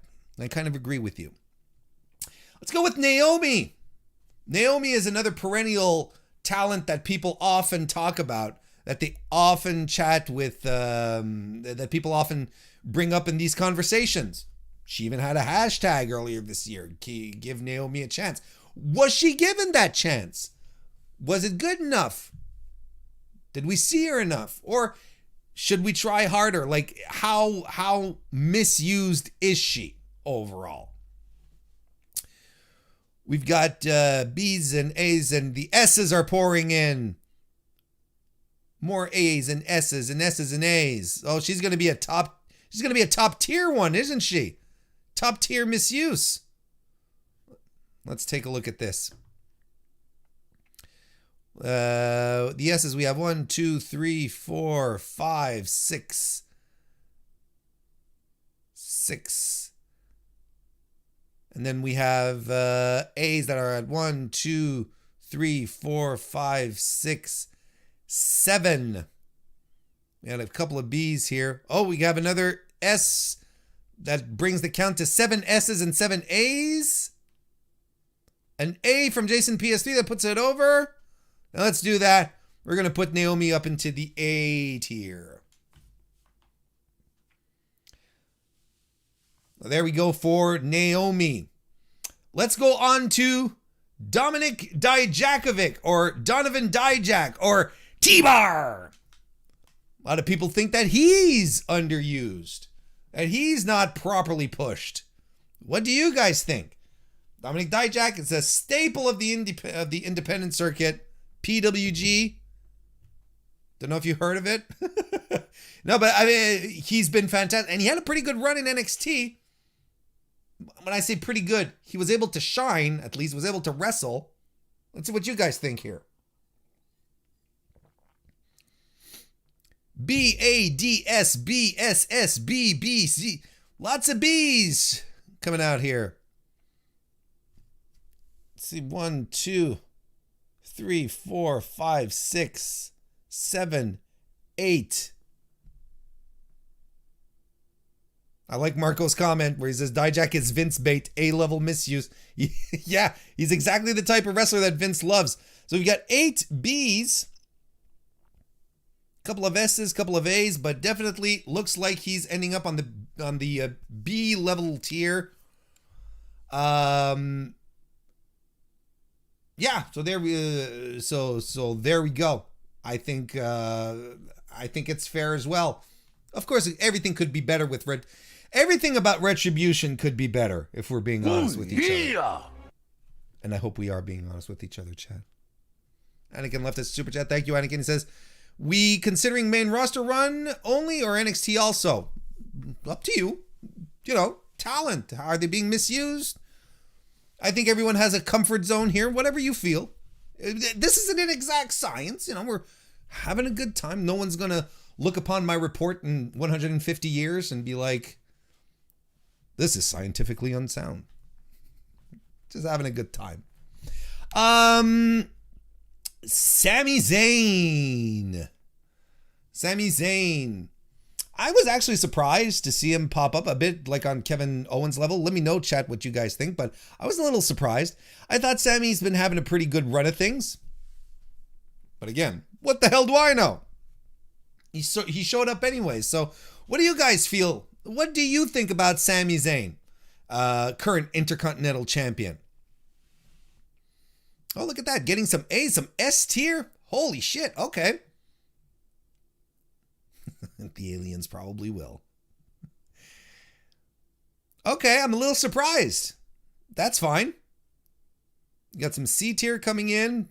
CCC. Some D. Started high. Okay, there's a little bit of everything when it comes to Sami. Little divisive here. Let's see what we have here. We've got 1, 2, 3 A's. We have S. We have 2 S's. Seems like we have a few C's. I think the C's are coming out in front here. 1, 2, 3, 4, 5, 6. And then we have another C. Yeah, I think we're going to go with C here. And then D's were like 1, 2, 3, 4. Yeah, we're going to go with C here. Consensus is that he's on the C level. I think we all feel like Sami could be better used. Maybe we still have a bit of a bitter taste of how he's been used in the past, but yeah, he's great. Nikki Cross is another one that popped up a couple of times. Former women's tag team champion, along with Alexa Bliss. Overall, I think she's made the best out of her main roster situation. But how do you guys feel about how she's being used? Could she still be used better than this? Let's go in and have a look-see. We got couple of C's. Seems to be a quick consensus that she's a C level. Injection 2K, good to see you, by the way. And Vincent Elisar as well. Good to see you. Yeah, it looks like Nikki's going to be a C. A D and A.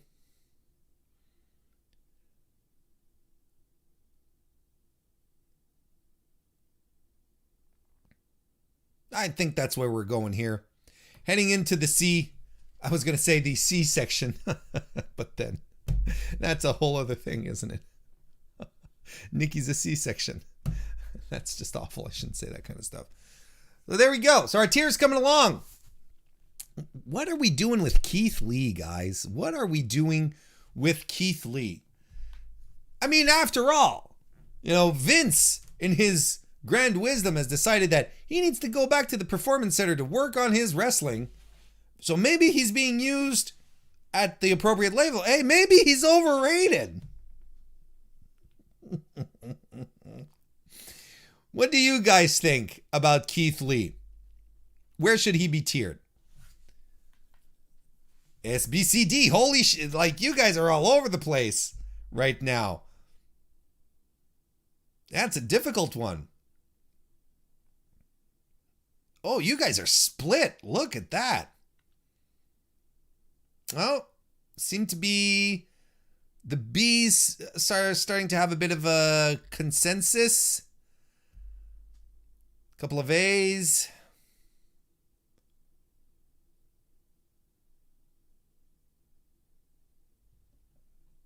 All right, let me see here. We've got one, two, three S tiers, right? On the B tiers, we have 1, 2, 3 B tier. Then we have, on the C tier, we have 1. And we have D tier, which is 1, 2, 3. Yikes. Yeah, this one is spread out. It's spread out all over the place. Lee is so good. Let's put him on all tiers. Yeah, I wish that's not how it works. Okay, you know what? We'll revisit Keith Lee in a minute. We'll come back to him in a second. How about that? We'll let this one ride. We'll re-vote in a few minutes. How about that? Let's go with Billy Kay of the Iconics. Split up earlier this year to everyone's surprise. To everyone's shock. Billy Kay, folks. Where do you think she falls in here? Her old partner Payton Royce is on C tier of misuse. We're going to D straight off the bat with Peyton. Look at that. D. You got S, C, C.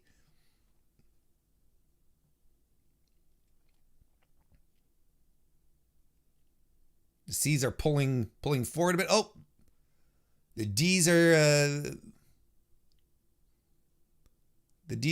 in control right now.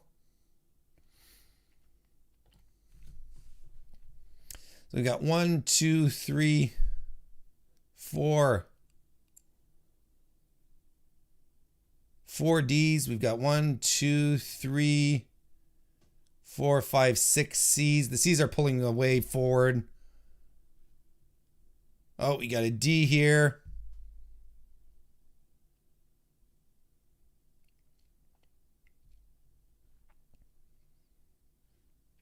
I think she's going to end up with Peyton Royce. Let's put her next to her. Right, just like the good old days. With Peyton Royce there on the C level of misuse. There we go. Sounds fair to me. Chad Gable. Second wrestler who came up the most on that tweet where I was asking for suggestions and whatnot. That was the one where she was like, he came up the most, second most, just behind Cesaro. Cesaro, who just like, everyone was like, yeah, Cesaro's most misused. What do you feel about Chad Gable though? What level is he on? Level A. We're going AA. We're going S. We're going up to A. A. Chad Gable seems to be an A. We've got A's. Aaron Entertainment says A. We got one S. We got one B. We got another S. A. I think it's safe to say that Chad Gable is an A-level misused man. That's still a solid tier. Look at that. I mean, look at these people. God. Shayna Baszler. The beast of NXT. Like, this is a woman who completely dominated the NXT women's division for a long time. And she comes up to main and she destroys everyone in the Elimination Chamber. Then she bites Becky's neck. And now she's playing second banana to Nia Jax. What level is she on here? Yes, it does feel like Sesame Street. Oh, we got a few S's in here. Got 5 S's. Got a couple of A's, but the S's are definitely there. Oh, this is a God tier misuse, is it, guys and gals?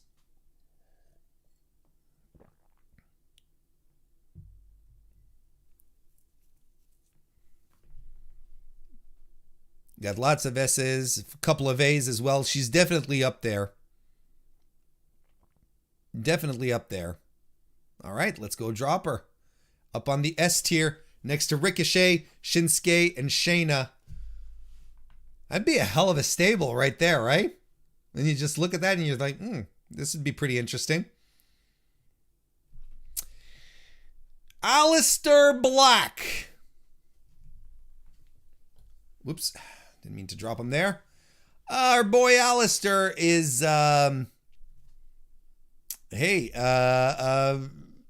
he had an eye patch earlier this year. Remember that? He had an eye patch. Where's he been? Where has he been? And he has a winning record. One of the best winning records. High consensus for S's here. Couple of A's popping in. Everyone seems to agree. No man is ever truly used. This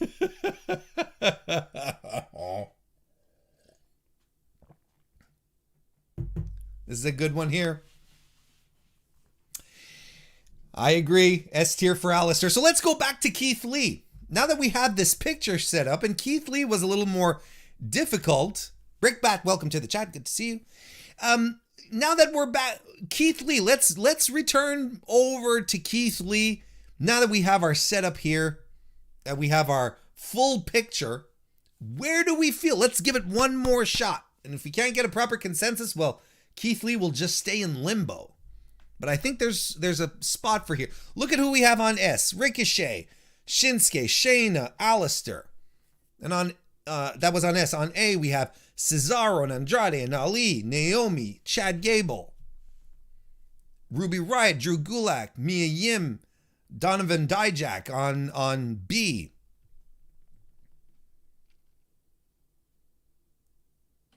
What do we got here, folks? It's a tough one, right? I know it's a tough one, but maybe with the full picture, like, do you feel like he's more around guys like Cesaro and Andrade, or more like around Kevin Owens or Sami Zayn or Apollo Crews?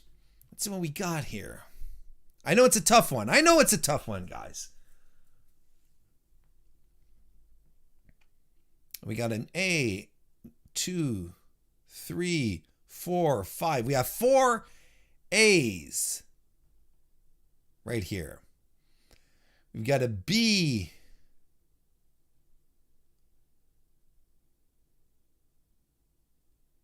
We got 1 B. Okay.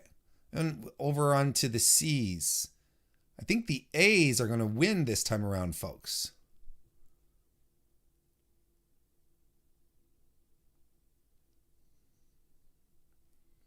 Yeah, I think he's definitely... The picture is a lot clearer now. Keith Lee, up on A. I think that's very, very clear. It's a lot clearer, yeah, the decisions that were made this time around here, folks. I really do. Good job. Good job, everyone. Look at this. Look at this picture here. Look at this family picture that we have. And look, we'll even bring Liv over here closer. There we go. So there's our picture. There's our setup right here, folks, of WWE wrestlers that are misused from the top according to all of us here on the Mr. Warren Hayes Show, Ricochet, Shinsuke Nakamura, Shayna Baszler, and Aleister Black are the most egregious examples of misused talent in WWE. Fantastic stuff. Interesting overall. Once I'm done with the show here, I'm going to tweet out the link to the tier maker. If you guys want to make your own and send it over, share it, pop into the Mr. Warren Hayes Discord and share it with everyone, that would be good. That would be a good time. I'd like to see what you guys individually think about it. So I'll put the link in the description when I'm done here. I'll tweet it out and it'll be fantastic. So folks, I think what we're going to do right now is wrap this up for the last Mr. Warren Hayes Show of 2020. It's been a fantastic year. Lots of stuff happening that happened this year for me, and I'm thrilled that you guys are still around for the ride. And things have been on the upswing and growing, and I owe it all to you. I as much as I like sitting in front of a microphone and talking about wrestling, if I did it to no one, it wouldn't be quite as fun. You guys show up every Thursday to come and chat. Then you guys show up on Mondays and Wednesdays and Fridays when I do the pre-shows. On weekends when I do the prediction shows, and whenever you guys show up. And I appreciate you all. And I doubly appreciate you taking the time out of your Christmas holiday to come and join me tonight. So thank you all so much. And I hope you have a lovely, lovely Christmas. Whatever other holiday you observe, I hope you enjoy it. Please stay safe and look out for each other. Join us on Saturday in the Discord if you want. If you're getting a little bored, you're wondering what to do, you need a break from your family, whatever. We're going to be watching wrestling pretty much from noon onwards. We've got 10 hours of wrestling to watch. So we'll be around at the Mr. Warren Hayes Discord. The link is in the description. Thank you all. Thank you all so very much. And I'm super excited to see you guys once again over in 2020. I think I've said it all. Otherwise, we'll see you this weekend if you want to pop in. But the Mr. Warren Hayes Show proper will be back 2 weeks from now once we hit January officially. Thank you all so much for joining me this evening, everyone. It was a pleasure. I'll see you next time.